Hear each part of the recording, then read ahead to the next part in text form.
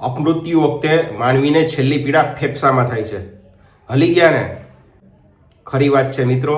કોઈ ડૉક્ટર મિત્ર કે હોય તો પૂછી લેજો. મિત્રો, મારા આ અને આગામી વિડીયો જે છે એ મૃત્યુના વિષયને લગતા છે. એને લગતી અનેક અલગ અલગ પ્રશ્નો તમારા મનમાં થતા જ હોય.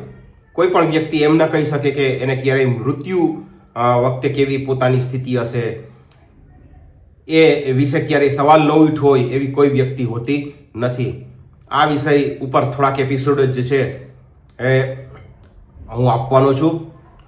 આજે એમાં પહેલો એપિસોડ જે છે એ અપમૃત્યુ વખતે છેલ્લી પીડા ફેફસામાં થાય એના ઉપર હોય છે. મિત્રો, અપમૃત્યુ મોટાભાગે ગળે ફાંસો ખાવાથી થતું હોય છે, પાણીમાં ડૂબવાથી થાય, એ ઉપરાંત બસ કે ટ્રક નીચે કચડાઈને અથવા તો એક્સિડન્ટની અંદર મૃત્યુ થાય, ટ્રેન નીચે ક્યારેક કોઈ કપાઈ જાય એ રીતે થતું હોય, અથવા તો કોઈ સળગીને મૃત્યુ પામતું હોય, એ રીતે પણ જે છે અપમૃત્યુ થતા હોય છે.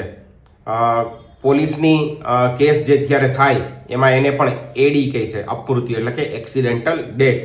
તો આવા કેસની અંદર માનવીને છેલ્લી પીડા ફેફસામાં થતી હોય છે. ફેફસામાં એ ક્યાં સુધી થાય? ફેફસું આવા સમયે એકદમ ગૂંગળામણ અનુભવે. ગૂંગળામણ અનુભવે પછી ફેફસું ફાટી જાય છે. જ્યાં સુધી મગજને ઓક્સિજન પહોંચે ત્યાં સુધી માણસને પીડાનો અનુભવ થાય.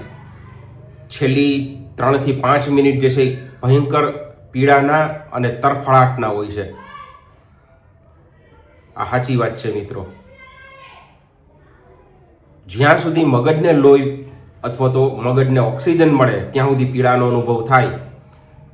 મગજને પ્રાણવાયુ એટલે કે ઓક્સિજન મળતો બંધ થાય એ પછી શરીર તડફડતું હોય પણ માણસને એની પીડાનો અનુભવ થતો નથી. મૃત્યુના છેલ્લા સમયે આવી સ્થિતિ હોય છે.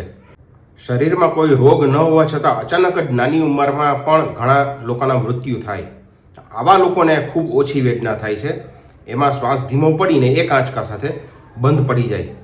પણ જો ગળે ફાંસો કે પાણીમાં ડૂબીને મૃત્યુ પામે કોઈ, તો એ વખતે ફેફસાને ખૂબ તકલીફ પડે.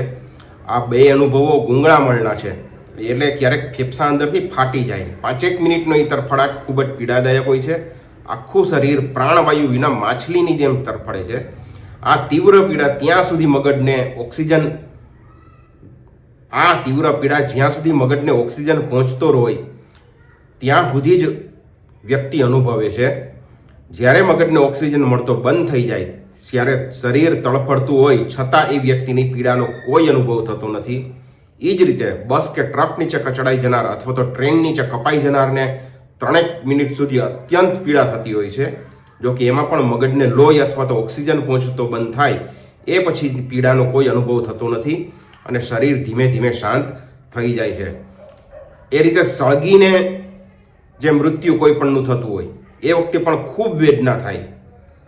એમાં ફેફસાને ઓક્સિજન મળતો બંધ થાય એટલે ગૂંગળામણ ચાલુ થઈ જાય છે. અપમૃત્યુના દરેક કેસમાં ગૂંગળામણ અને ફેફસાની પીડા થાય જ છે. એટલા માટે કે ફેફસા આપણા શરીરનું એક મહત્વનું અંગ છે અને મૃત્યુ પહેલાંની છેલ્લી વેદના ફેફસામાં જ થાય છે.